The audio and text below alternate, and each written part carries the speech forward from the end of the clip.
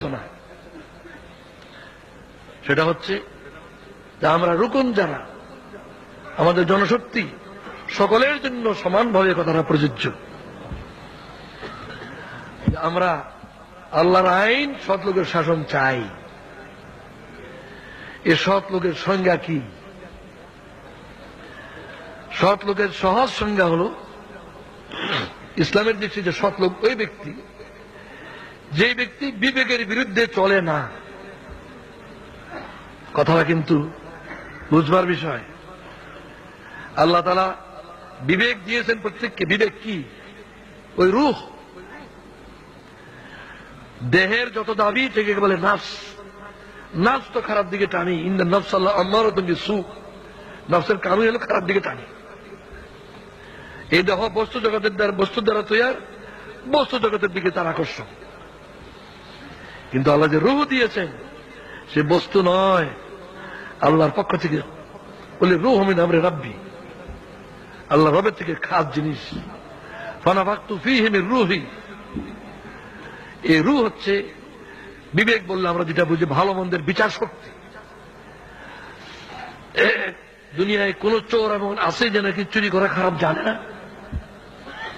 কোন ঘুষখোর আছে ঘুষ খাওয়াটা ভালো না একথা স্বীকার করেন এমন আছে? আমরা যে যত মন্দ কাজই করি, কাজটা মন্দ, এটা ভিতরে কেউ বলে কিনা? ওইটাই রূহ। সুতরাং সিদ্ধান্ত নিতে হবে। যারা সৎ লোক হওয়ার সিদ্ধান্ত করতে চায় তার এই সিদ্ধান্ত নিতে হবে, আমার বিবেকের বিরুদ্ধে আমি চলবো না, না, না। এটা জনশক্তির কাছে পৌঁছাতে হবে। বিবেকের বিরুদ্ধে চলবো না। নবী মুহাম্মদ সাল্লাল্লাহু আলাইহি ওয়াসাল্লাম জিজ্ঞাসা করা হলো, মাল ইসম, গুনাহ কাকে বলে? মাল ইসম, ইসম কি, গুনাহ কি? রাসূল বললেন, ইস্তাবতি নাফসাক, তোমার বিবেককে জিজ্ঞাসা করো, সে বলে দেবে। ভালো মন্দ তোমাকে চিনবার যোগ্যতা দেওয়া হয়েছে।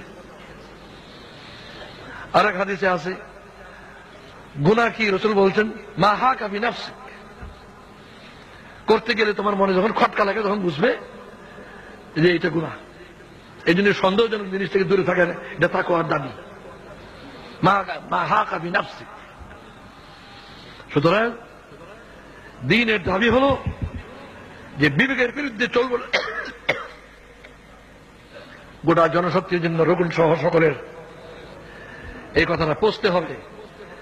যদি কোনো সময় বিবেকের বিরুদ্ধে কাজটা হয়ে যায়, হতাশ হবেন না, তওবা করবেন, দৃঢ় প্রতিজ্ঞ হবেন যে আর আবার হতে দেব না।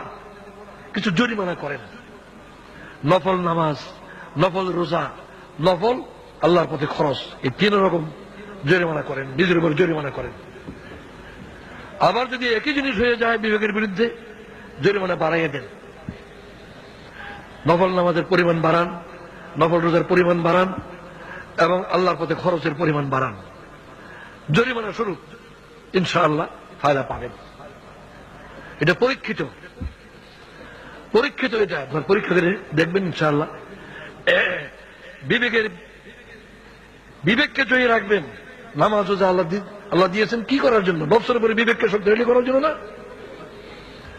সুতরাং আমি আপনাদের কাছে যে আলোচনা করলাম, রুকনিয়াতের চেতনা এবং গোটা জনশক্তির জন্য সহি জাযবা।